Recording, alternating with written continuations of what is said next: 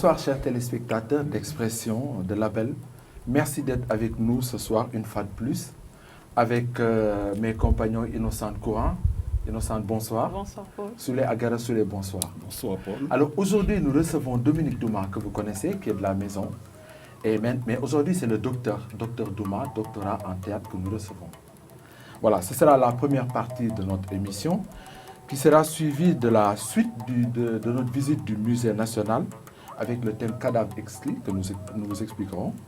Ensuite, on va parler de la rentrée littéraire avec une production foisonnante qui entraîne des conséquences un peu spéciales et on va clarifier. Puis on va vous faire des propositions de sortie d'ouvrages, de livres et notre coup de cœur. Voilà. Dominique Douma, rebonsoir. Rebonsoir. Une fois de plus, c'est ta maison, on l'a dit, ils le savent, tu le sais. Ben, c'est pourquoi je m'y sens très bien. Voilà. Alors Dominique Douma, tout de suite, je vais commencer par moi-même. En quelques mots, pourquoi justement ce besoin de publication? Parce que le titre de ta thèse, et c'est pour ça qu'on est là aujourd'hui, je le lis, vers une intégration des rituels traditionnels dans le jeu de l'acteur gabonais à travers le buiti. Très intéressant. Très intéressant. Alors, pour répondre à cette question, permettez-moi de lire rapidement, disons, une citation de Wolf Christophe, qui est un anthropologue anglais, qui fait partie des anthropologues qui ont inspiré, disons, ma thèse. Parce que tout simplement, chez nous qui sommes des performeurs, au fond c'est le nouveau statut qu'on donne à l'acteur, au comédien de théâtre. On l'appelle maintenant le performeur. Et la capacité, à mon avis, du performeur en question d'explorer les rituels est une fortune théâtrale. C'est parce que j'ai compris cela que j'ai fait cette thèse-là pour remettre un peu en cause la formation que j'ai reçue à travers l'université et l'académie sur le théâtre occidental et ce que j'ai vécu en tant qu'Africain. Et Wolf disait ceci. Les dispositifs rituels sont accomplis comme sur le plateau d'un théâtre, par le biais de la mise en scène et de la représentation scénique. On assiste à l'avènement des diverses formes de cohésion, d'intimité, de solidarité et d'intégration d'une communauté. Les rituels sont corporels, performatifs, symboliques.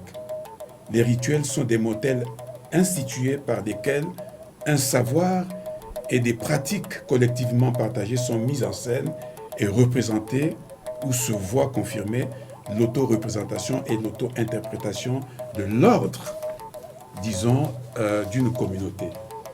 C'est parce que je me suis inspiré de tout, disons, de toutes ces thèses-là, que je me suis rendu compte qu'en tant qu'acteur, il fallait que je donne à mon théâtre une identité.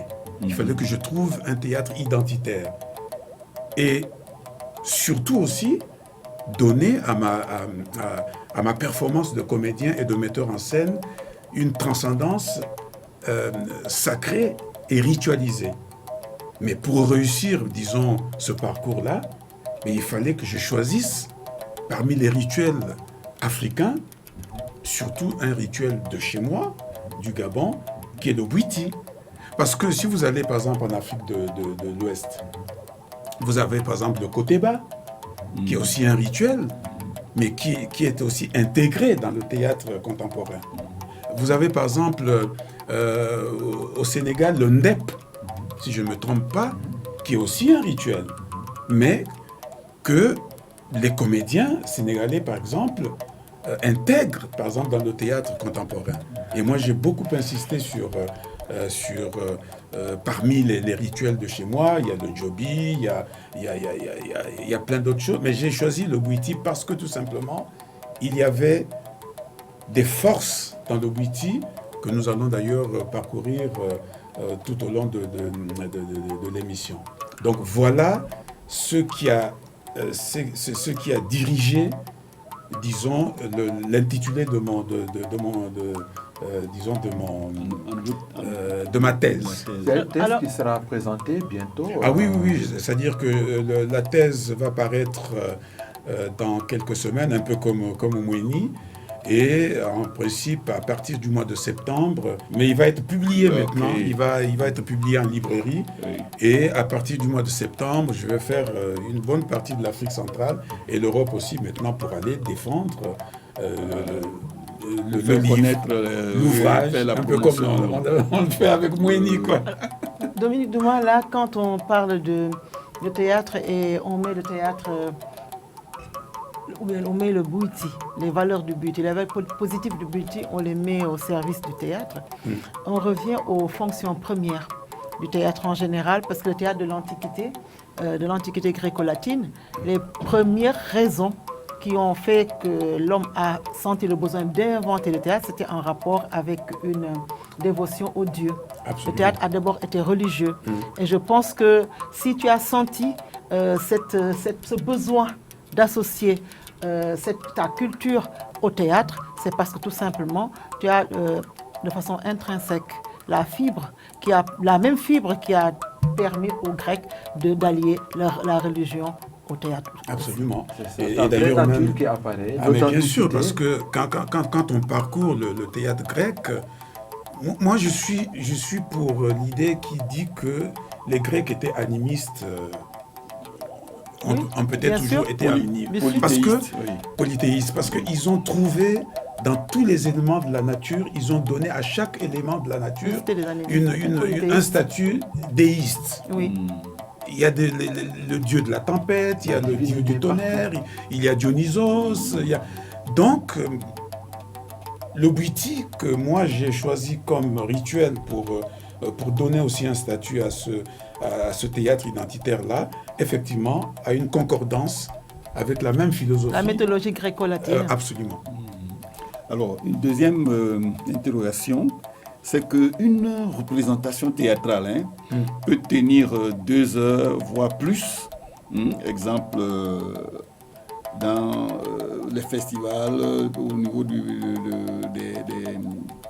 productions marathon, on a le défi physique. Quelle peut être donc la contribution du Bouiti par rapport à ces enjeux? Alors, pour ceux qui ne serait-ce que ceux qui ont regardé par exemple le Bouiti en tant que spectateur, sans pour autant être initiés, se sont bien rendus compte que une nuit du Bouiti va, par exemple, de 20h au petit matin, à 6h du matin, voire même 10h du matin. Et pendant toute cette durée, il faut avoir une endurance parce que les gens chantent, les initiés chantent, ils dansent, ils font des prouesses, disons, acrobatiques au niveau des chants. Vous avez par exemple les batteurs, ceux qui battent le tam-tam, toute la nuit, ils doivent battre le tam-tam. Ils sont infatigables. Donc il faut être infatigable. Et surtout, cette endurance aussi est due au fait qu'il faut rester éveillé. Parce que tout simplement, nous sommes des Africains, on a beau être, disons, intellectuels, mais nous sommes convaincus que dans une soirée, disons, mystique, les esprits malfaisants peuvent absolument être tentés de venir brouiller. Les esprits malfaisants passent toujours par là.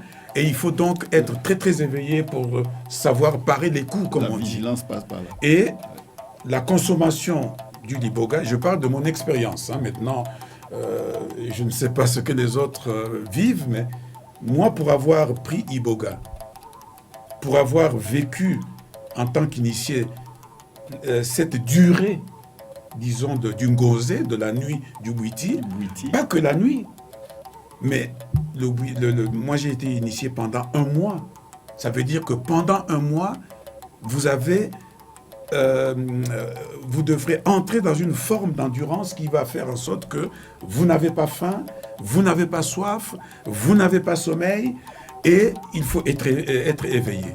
Parce que tout ce qui se passe, il faut que vous regardiez ce qui se passe pour ne pas, par exemple, tomber dans certains travers qui peuvent faire en sorte que vous perdez un peu votre route. Et voilà par exemple la conséquence. Et moi au théâtre, ça m'a beaucoup aidé. C'est vrai qu'avant, je savais déjà tenir le rythme, disons, d'un festival ou bien des spectacles marathons, mais je dois reconnaître que la consommation d'Iboga, l'expérience d'avoir vécu un mois d'initiation a décuplé, disons, cette endurance-là qui peut faire en sorte que au théâtre, même si par exemple j'ai 10 spectacles ou 20 spectacles à jouer, Oui. jamais ma voix ne peut être par exemple agressée. Jamais mon corps ne peut être par exemple agressé. Jamais ma mémoire ne doit souffrir par exemple de faillir de n'importe quelle perte. Et ça, c'est vraiment le côté positif que moi j'ai retiré de cette initiation. C'est donc le secret, c'est dans cette plante-là qu'on appelle l'iboga. Absolument. Parce que la plante l'iboga, d'ailleurs même en causant avec les spécialistes, quelques aînés scientifiques, et il y a cela quelques jours avant que je vienne à l'émission, ils m'ont dit, est-ce que tu sais Dominique qu'en Afrique, au niveau de l'essence, l'iboga est la seule plante qui porte, disons, le nom de son statut, c'est-à-dire une plante qui guérit. Iboga, oui. dans les langues, disons, traditionnelles du Gabon, oui. veut dire la plante qui guérit. C'est pourquoi on l'appelle la plante sacrée. Vous voyez, donc en consommant, disons, ces iboga-là, voilà ce que j'ai, par exemple, eu la guérison de ne pas, par exemple, de lutter contre l'insomnie, de lutter contre plein de choses. C'est ça, il y a une guérison spirituelle. La première dimension, au niveau sémantique, le mot iboga veut dire guérir. Guérir. La plante qui soigne, qui guérit. D'ailleurs, Dominique, je pense que j'ai fait un clin d'œil aux téléspectateurs. C'est l'occasion de relire encore votre premier roman, Moueni, et notamment dans la deuxième partie où c'est tout le processus de votre initiation que vous présentez jusqu'à la fin. Absolument. Parce que dans ce processus-là, on verra bien combien de fois l'initié est transformé. On part d'un état, disons, on va dire, d'un état naturel, avec un peu toutes les faiblesses, parce que c'est ça, pour arriver à un stade, disons, de stabilité. Dominique Douma, comment la volubilité vocale, la texture, le timbre peuvent-ils s'acquérir à l'image de Douta-Seck et de Robert Dansol, pour ne citer que ceux-là? Ce que j'ai découvert, moi, en me faisant initier au Bwiti, au niveau de la volubilité de la voix, au niveau de la portée de la voix, c'est surtout quand j'ai regardé mes pères initiateurs. Mon père initiateur, Papa Ponzi, je ne sais pas s'il regarde, il avait une manière de porter la voix. C'est-à-dire que on avait l'impression que quand il parlait, la voix coule de source. Il y a le contenu. Et puis en plus, lorsque vous recevez cette voix-là, ça vous apporte des émotions. Ça vous fait frissonner les poils, disons, de la peau. Et j'ai vu comment est-ce que, pendant l'initiation, ce qu'on consommait pour avoir, disons, cette force vocale-là, cette volubilité-là, cette aisance, disons, comme on dit, oratoire. Et il faut lire, comme l'a dit mon cher Courant tout à l'heure, il faut lire la deuxième partie de Moueni, parce que dedans, je détaille tout ce qu'on consomme pour, disons, avoir, par exemple, arrivé à ce genre de volubilité, à ce genre d'aisance oratoire, et surtout une voix, pas seulement qui porte, mais une voix qui touche. Parce que vous pouvez avoir une voix qui porte, mais qui ne touche pas. Et nous, les hommes, nous qui sommes hommes de théâtre, hommes des planches, nous avons, disons, cette mission-là de créer des émotions envers les spectateurs. Mais qu'est-ce qui crée ces émotions-là? Ce ce mystère qu'il y a entre le spectateur et l'acteur. Mais c'est notre voix, La voix, oui, oui. c'est notre timbre vocal, Oui, oui, oui. ces changements Oui, oui. de voix au moment où nous-mêmes nous ressentons certaines émotions. C'est ça qui contamine le Oui. spectateur et qui fait en sorte que le spectacle soit réussi et soit total. Dominique, toujours pour rester dans le cadre de la thèse, hein, et dans Mouini, parce que voilà, dans Mouini, tu entreprends un voyage astral qui va de la Mbandja à la France, en passant par le Congo, et puis tu reviens au Gabon. Mais quel surplus t'a-t-il donné par rapport au jeu théâtral? Ça, c'est la première question. Mais avant celle-là même, il y a une toute petite question. Pourquoi, Dominique, toi, ça a mis du temps à se déclencher chez toi? Parce que quand on lit chez les autres, après la consommation, tout de suite, ils rentrent dans un état second. Mais toi, dans Mouini, quand on lit ton roman, ça a pris du temps. Il parle d'un mois d'initiation même. Oui, mais ça a pris du temps. C'est vrai, Donc, question en deux parties. disons que ce que je dis ici est une expérience, disons, personnelle. Parce que le parcours, le voyage astral, ou bien même l'initiation au Bwiti, par exemple, est un parcours individuel. Parce qu'au Bwiti, beaucoup partent là-bas pour plusieurs raisons. Il y en a qui partent pour, par exemple, des raisons de maladie. On a été atteint de quelque chose et puis on ne comprend pas. C'est mystique. La médecine moderne a beau faire, par exemple, toutes les analyses, on vous dit, ah ben écoutez, mais vous vous portez bien. Alors à ce moment-là, on commence à se poser des questions. Et puis, il y a aussi ceux qui partent pour peut-être d'autres raisons. Il y en a qui veulent, dit-on, je dis bien, je n'ai pas vérifié, hein, dit-on qu'il y en a qui partent là-bas pour peut-être vouloir obtenir, disons, des statuts sociaux, devenir, comme on dit au quartier, un grand quelqu'un, en passant par, disons, ces voies mystiques-là. Mais moi, je suis parti pour, disons, pour une mission scientifique. J'ai voulu, comme on l'a dit tout à l'heure, j'ai voulu sonder les rituels de chez nous pour voir qu'est-ce qui est important dans ces rituels-là pour donner pour enrichir la compétence et la performance du comédien et du metteur en scène que je suis. C'est la raison pour laquelle, comme je suis parti d'une manière, dit-on, on dit naturelle, ça a été un peu compliqué pour que, effectivement, l'Iboga agisse en moi dans les secondes qui ont suivi après l'avoir eu.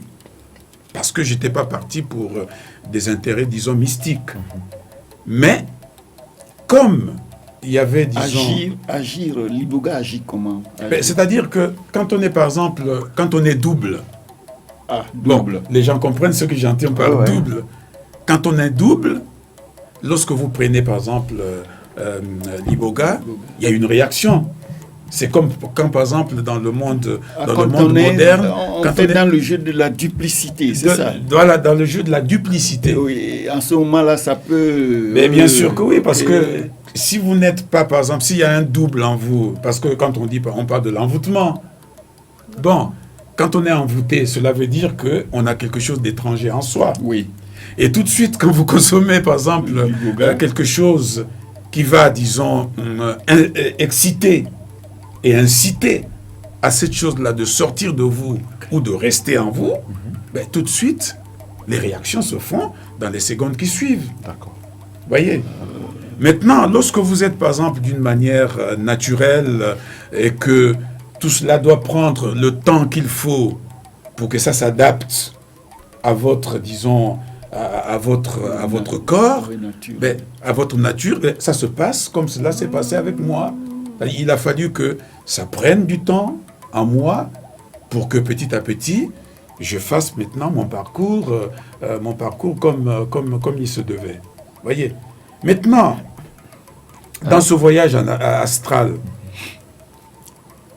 moi, le rapport qu'il y a eu, le jeu théâtral, c'est surtout au niveau de l'imaginaire.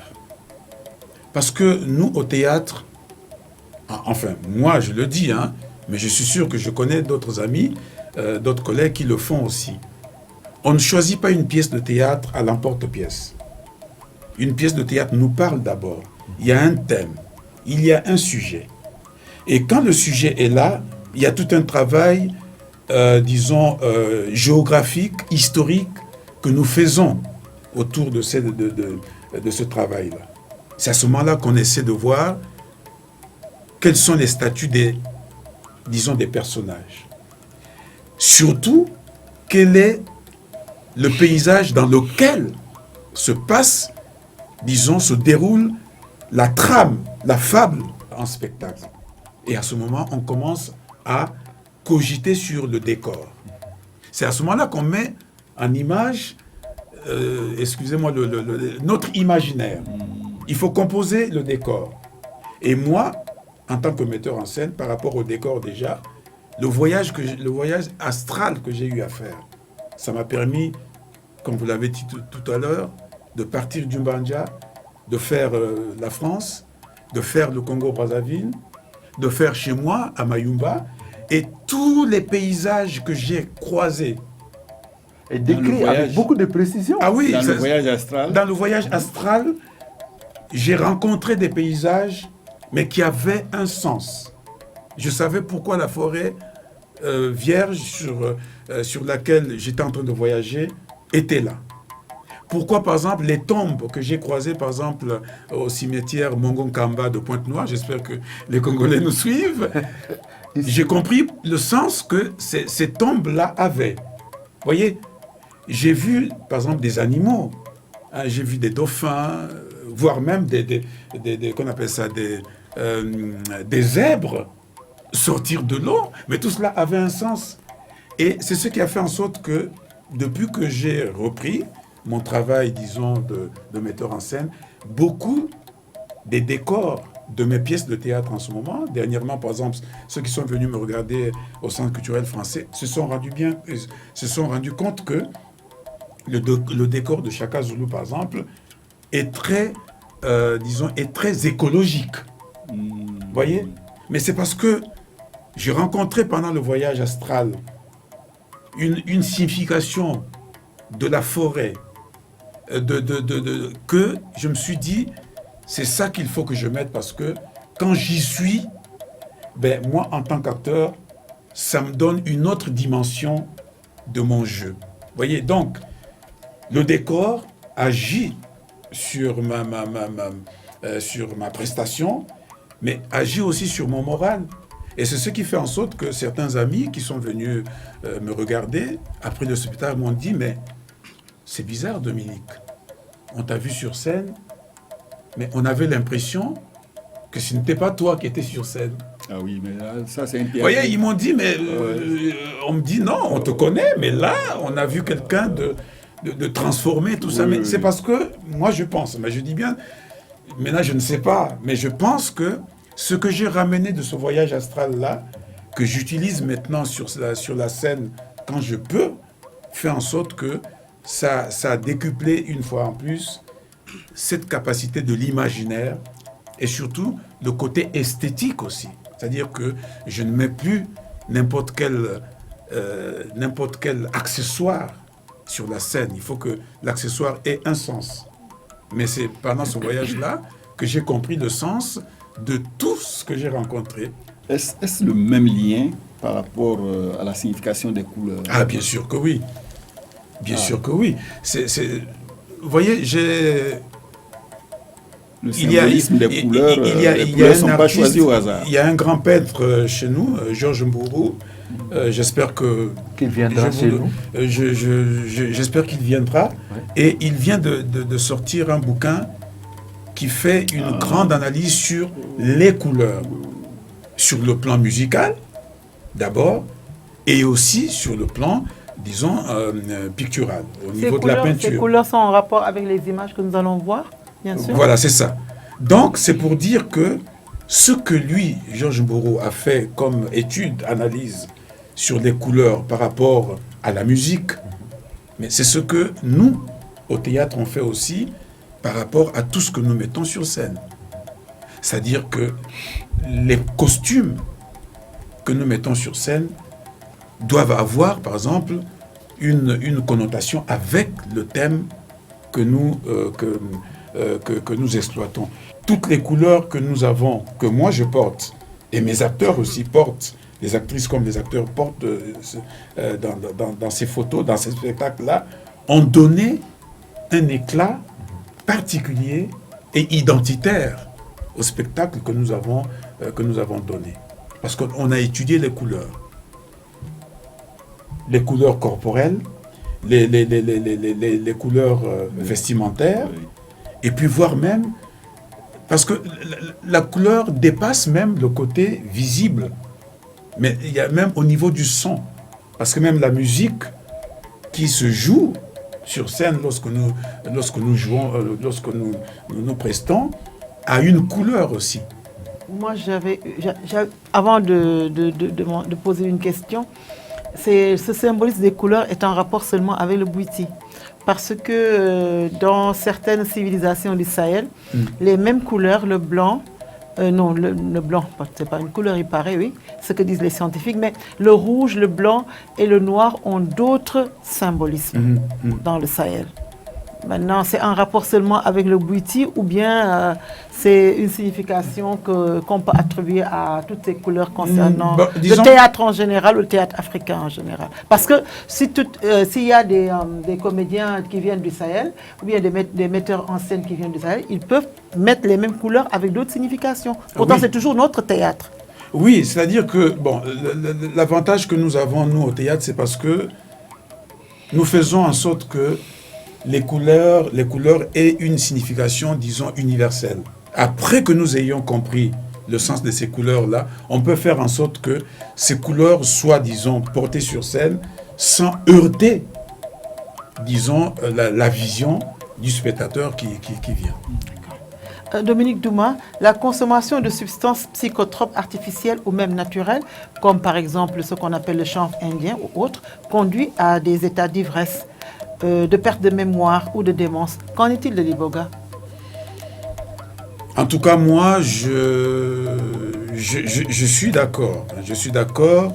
Je dois reconnaître, parce que l'honnêteté intellectuelle me dit que effectivement, l'overdose du liboga peut entraîner un dérèglement psychologique.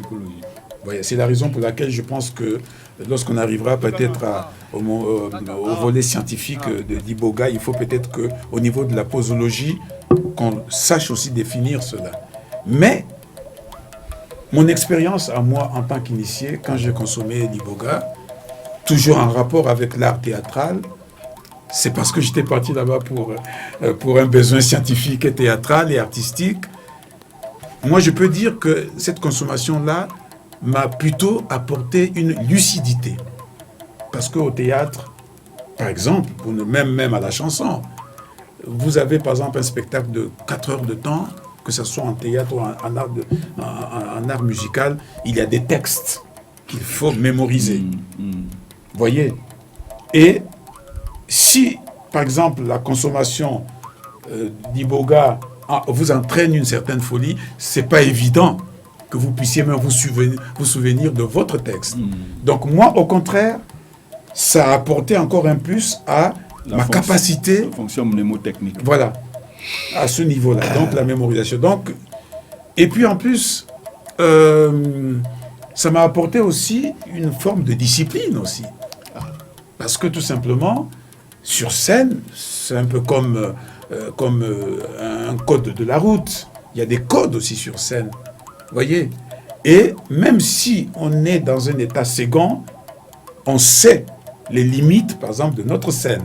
Le discernement. Absolument. Donc, le discernement, je l'ai à nouveau développé en prenant, par exemple, l'iboga. Il y a le discernement.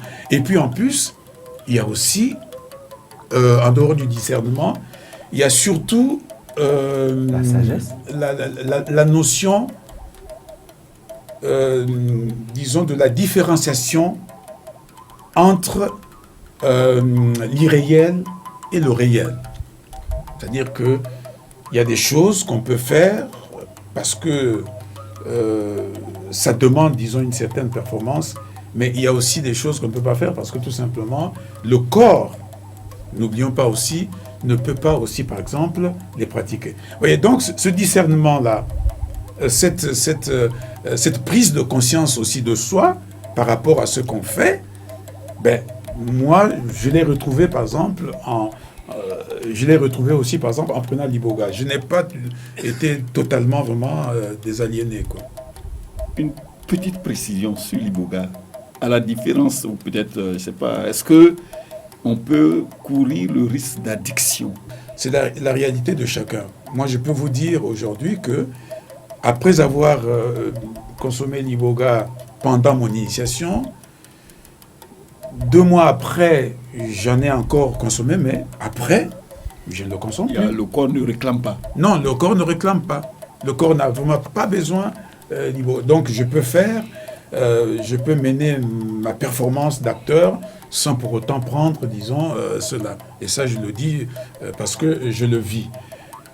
N'oublions pas que si, par exemple, aujourd'hui, on parle d'iboga pour, par exemple, au niveau de la drogue, c'est parce qu'effectivement, l'iboga peut, disons, faire en sorte qu'on ne soit pas addictif.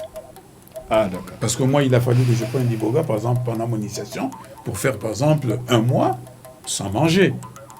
Vous voyez, par exemple, Un coupe-faim. ça a été un coupe-faim. Voilà. Pour finir, à quand la collaboration ou l'association Beauty Médecine Moderne? À quelques mots. Mais moi, je pense que il faut peut-être que tous les initiés, qui sont des intellectuels et qui sont même des scientifiques, qui ont vécu cette expérience du Beauty en consommant l'iboga et qui sont dans des activités modernes telles que chercheurs, essaient maintenant qu'on appelle ça, d'analyser cela pour faire en sorte que de la médecine traditionnelle, on s'appuie sur la médecine moderne et que la médecine moderne s'appuie aussi sur le Beauty. Parce que moi qui vous parle, je peux vous rassurer que après avoir pris l'iboga, il y a beaucoup de bobos qui étaient en moi qui ont disparu. Et c'est ce qui fait en sorte qu'aujourd'hui, excusez-moi de vous le dire, hein, moi j'ai 65 ans maintenant, hein, mais quand ceux qui m'ont vu grandir me voient, ils me disent toujours, mais t'as jamais vieilli, toi. Inoxydable. Voilà, mais c'est un peu tout cela qui contribue, disons, à ma forme. Voyez, donc moi je pense que nous renvoyons cette mission-là aux scientifiques qui vont étudier l'iboga et voir comment est-ce que, même sur le plan de la médecine moderne, que c'est cette plante-là qui est considérée comme une plante sacrée, qui est considérée comme une plante qui guérit, puisse aussi guérir, disons, les malades modernes. On va passer tout de suite à la deuxième partie de l'émission. Alors, on avait été au Musée national. Il y a une partie qui avait été montrée lors d'une émission précédente. Aujourd'hui, c'est la suite. Et la suite, nous nous sommes rendus dans un espace, dans ce musée national-là, dans une grotte. Et dans cette grotte-là, il y avait une exposition intitulée « Le cadavre exquis », terme utilisé par le mouvement Dada quand ils ont voulu recréer l'inspiration poétique en prenant des objets, en les associant pour donner ce qu'on appelait cadavre exquis, sans rentrer dans les détails. D'accord ? Bon, alors on a été, et c'est une demoiselle qui nous a servi de guide. Et la première question qui nous a été posée, et je vais vous la poser, Dominique. Ouais. Non, mais je vais commencer par Innocente. Et le thème, c'était où est le Sud? Voilà pourquoi, Innocente, je vais te demander où est le Sud. Le Sud, c'est partout. Pour moi, le Sud est partout. Cela dépend de l'endroit où on se trouve. Et suivant l'endroit, on peut avoir le Sud derrière soi, le Sud devant soi. Ça dépend de la position de la personne à qui on demande où se trouve le Sud. Très bien. Moi, j'ai mon idée. Pour moi, le Sud, c'est l'opposé du Nord. Oui. Voilà. Soulé, Où est le sud pour toi? Mais comme tu viens de le dire, de façon symétrique, c'est l'opposé du nord. Bon, Dominique Douma. Et où moi, est le sud? Et quand tu regardes vers l'Orient, vers l'Est, le Sud, c'est à ta droite. Bon. Alors, moi, philosophiquement, je suis, disons, je suis comme innocent. C'est vrai que le Sud dépend de là où on se trouve, dépend de la situation dans laquelle on se trouve. Souley vient de dire que quand on regarde vers l'Orient, le Sud, c'est à la droite. À la droite, voilà. oui. Pour d'autres, le Sud, c'est, par exemple, le Sud, c'est tout ce qui concerne les pays sous-développés. Voilà. Par exemple. Ah bon, Non, les différentes, il y a une lecture, les ça dépend. différentes acceptions du mot Sud. Oui, oui, oui. là, oui, Mais d'accord. on demande qu'est-ce que le Sud. Et pour toi, qu'est-ce que le Sud? C'est tout simplement cela. Ah, d'accord. Qu'est-ce que le Sud? Parce que le sud, c'est le thème qui a été, le titre qui a donné son titre à l'exposé du musée.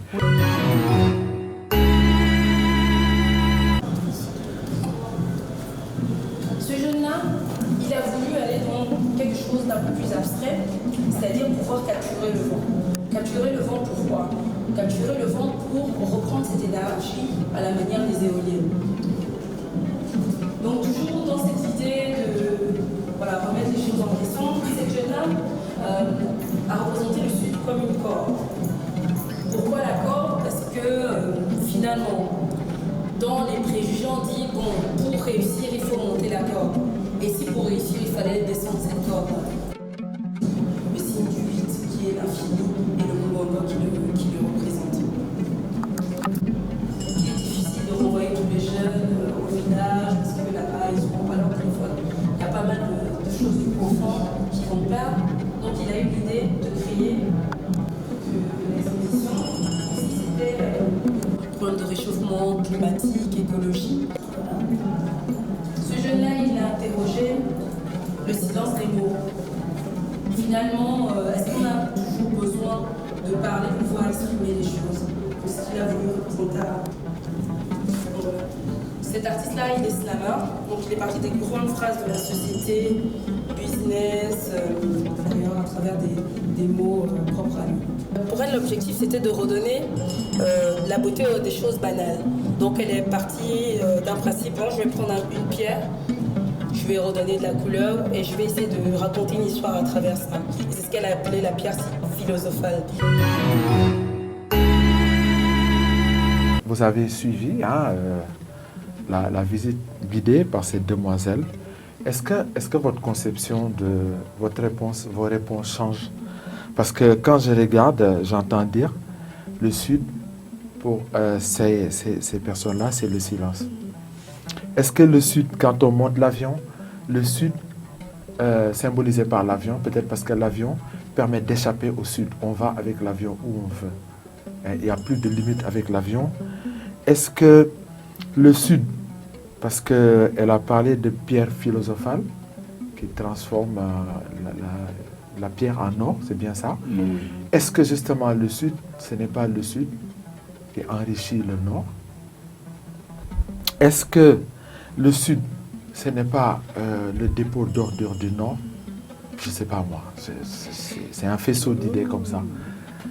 Qu'est-ce que ça vous inspire? Ben, moi, je sais, Souley, tu veux... Non, vas-y. Non, ça dit que moi, ça revient à ce qu'on disait tout à l'heure, disons avec Innocent. C'est-à-dire que le Sud est interprété selon la situation dans laquelle on se trouve et surtout l'élément devant lequel on se trouve et où l'on se trouve. Voyez, vous avez vu, là par exemple, il y a eu plusieurs symboles qui ont matérialisé ce Sud-là. Vous voyez, au fond, ça reste un concept actuel qui peut être d'abord, disons, philosophique et intellectuel, et voire même subjectif. Maintenant, effectivement, chacun, dans sa quotidienneté, peut matérialiser ce qu'il entend par le Sud. Mais je doute fort que ça soit, disons, une conception standard par rapport à la géographie, par rapport à la carte, disons, à la map monde. Enfin, je pense. Oui, Hein. oui. ce que nous venons de voir nous permet de prendre en compte la notion de la relativité. À savoir qu'à côté de ce qui est admis de manière canonique, de manière académique, il y a des vérités selon les domaines qui montrent les limites des descriptions scientifiques, à la limite. Qui montrent les limites des descriptions scientifiques.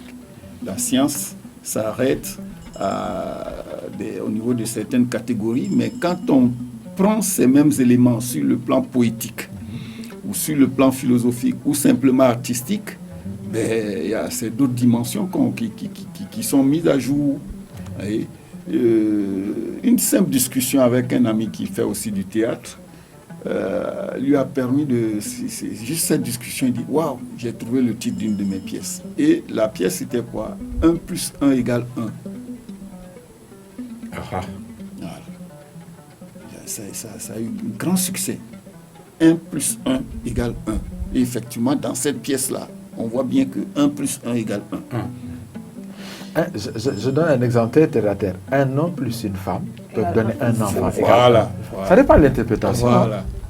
Un homme, une femme peuvent donner un enfant. Voilà. Et dans la littérature biblique, la femme et l'homme vont former un seul être. Oui, un seul être, absolument.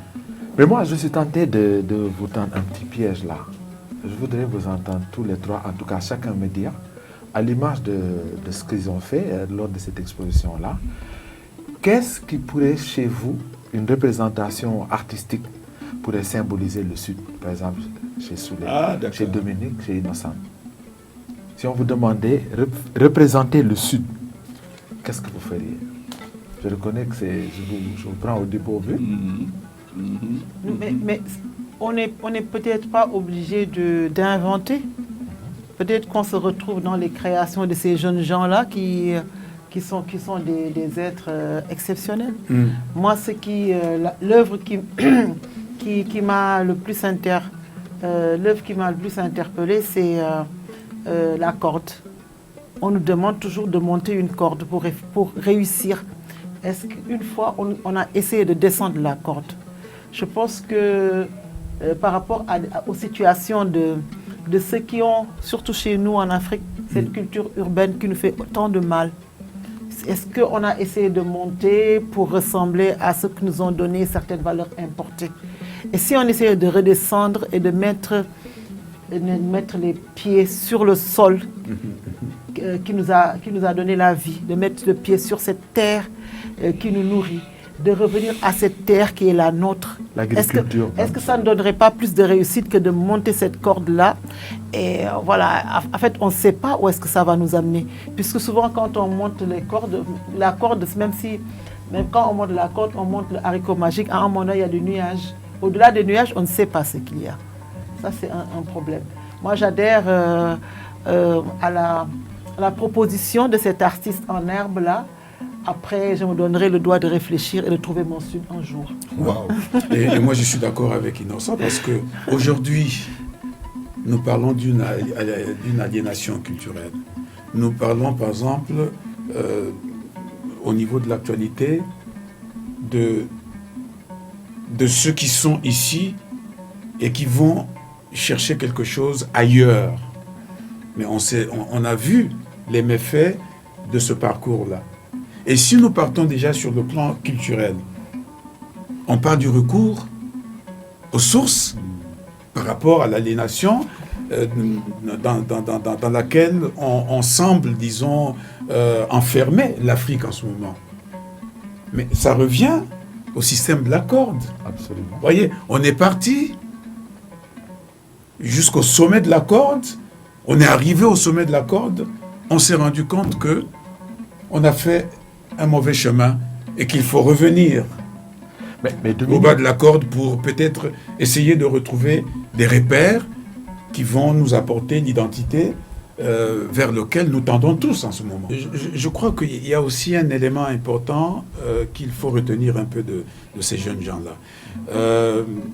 L'idée de l'avion. Parce que l'idée de l'avion, disons, brise toutes les frontières, toutes les barrières. Artificielle. Absolument artificielle. Parce qu'avec l'avion, et à ce moment-là, le sud et le nord n'existent même plus. Oui. C'est à l'aéroport qu'on s'en rend compte. Voilà. Vous voyez, Ça devient ridicule complètement. C'est vrai. Absolument. Et moi, excuse-moi, Souley, hein, et moi, pour moi, si je devais montrer le Sud, ma représentation, je prendrais un globe terrestre que je diviserais en deux. Je coupe au milieu, à l'équateur. Je ne sais pas, en haut c'est le nord, en bas c'est le sud, pour montrer que le sud fait partie du monde. Le sud, c'est le monde. C'est dans le sud qu'il y a le berceau de l'humanité, l'Afrique.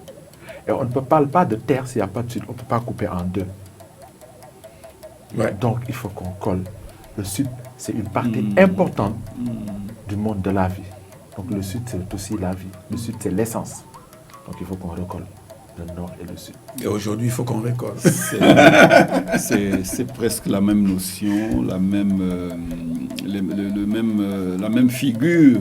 Le lotus, c'est cette plante qui a ses racines dans la gadoue, dans la fange, mais qui, pour bien briller, doit s'enraciner dans cette boue-là et s'élever, capturer la lumière, capturer la chaleur, profiter du soleil. Donc, quelque part, la notion de complémentarité, c'est une notion que tout le monde doit intégrer. Ouais. On a besoin du Sud, comme tu le disais tantôt, pour que le Nord s'élève. Le Sud a également besoin du Nord. Du Nord. Si nous maintenons ces clivages-là, je crois bien que la planète Terre va aller à la dérive. Ouais, voilà. C'est la catastrophe. Si on peut parler du cadavre exquis en général, c'est un jeu des surréalistes du début du siècle dernier. Oui. Et ces jeunes gens-là, je pense qu'ils n'ont pas eu envie, comme nous le souhaitons, ils n'ont pas eu envie de s'isoler. En fait, leur travail, ça doit être un tout. Même si ils sont isolés, les œuvres sont dans des alcôves, mais c'est toute la galerie qui fait l'œuvre. Et une seule œuvre ne peut pas être arrachée à cette galerie-là.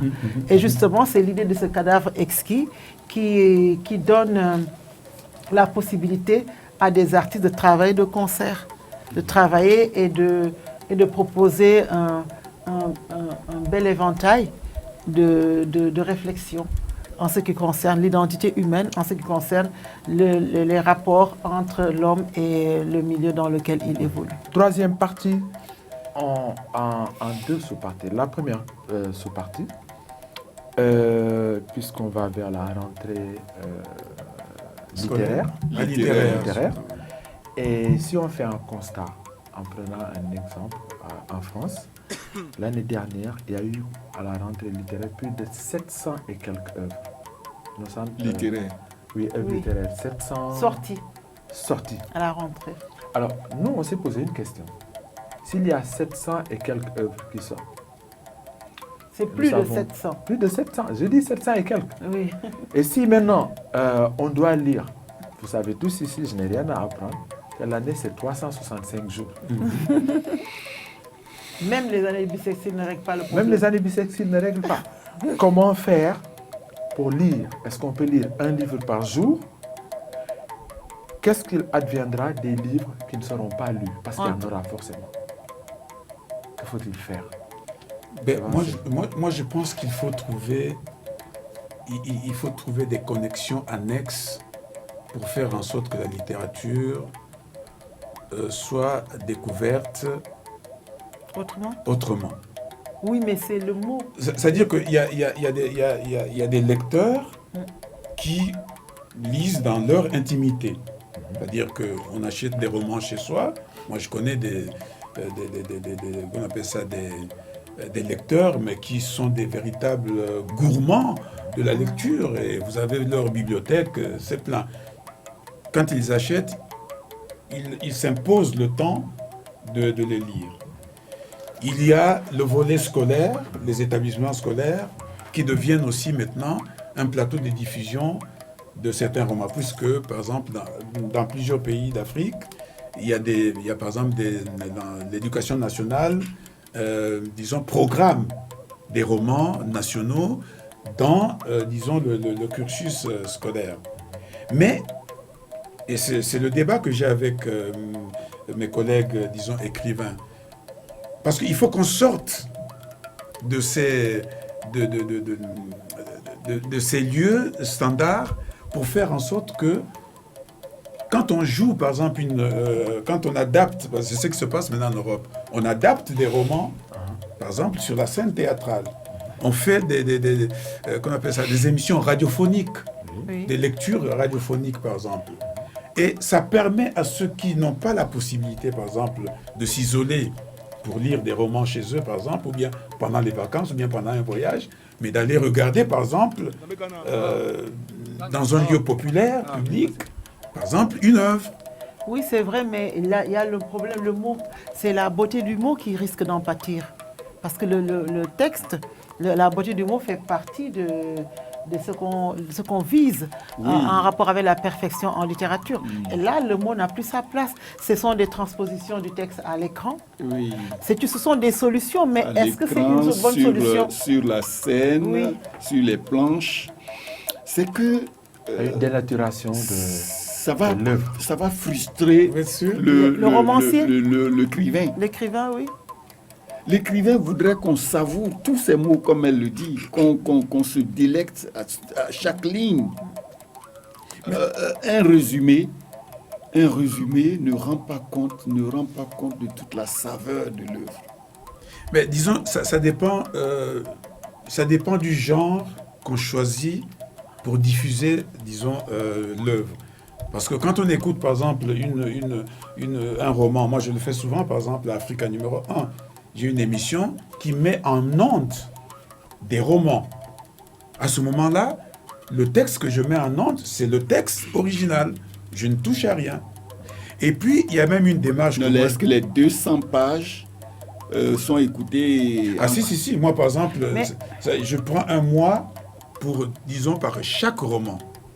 Mois pour chaque roman. Pour chaque roman, ça revient au problème que pose. Là, tu as 12 romans sur plus de 700. Vous écartez de ma problématique. Voilà. Ça revient, ça pose. Donc, il y a forcément des livres qui ne seront pas lus.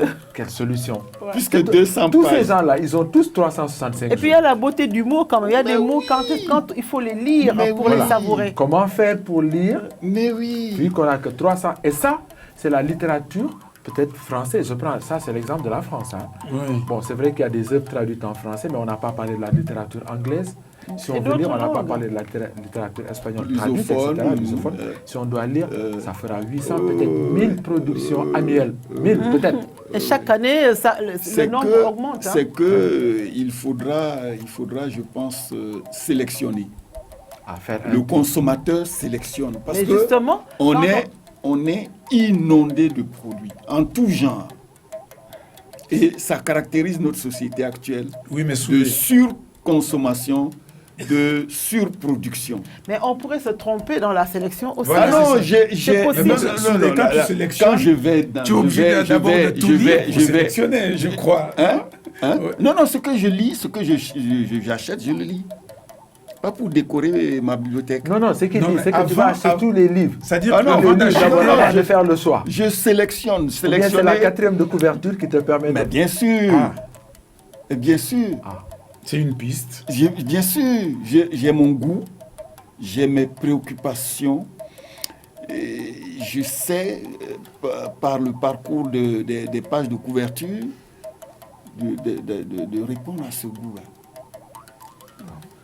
Donc, parce que si je ne sélectionne pas,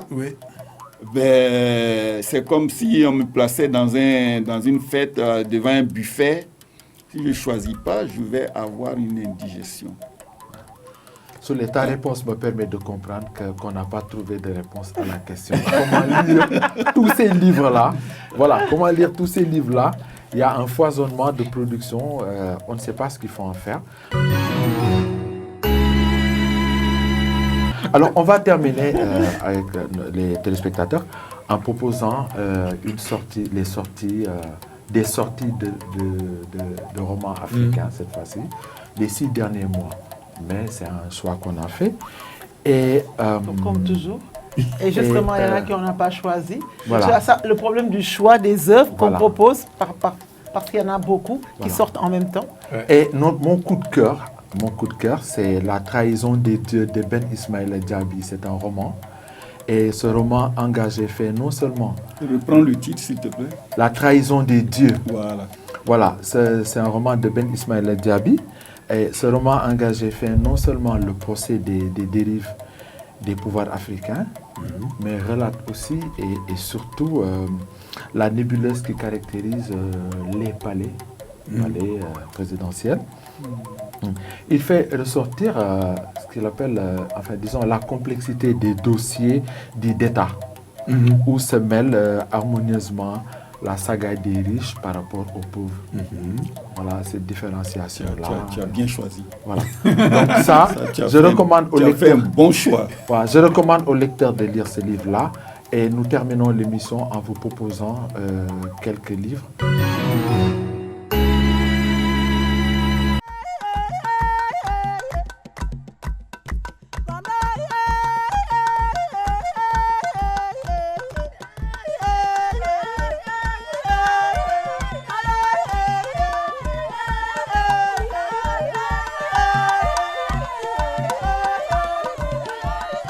Dominique Douma, merci. Ben, c'est moi qui, une fois encore, a été heureux de partager ces moments littéraires et artistiques avec vous et surtout avec nos téléspectateurs. Souley. Ok, merci. Bonne soirée. Innocent.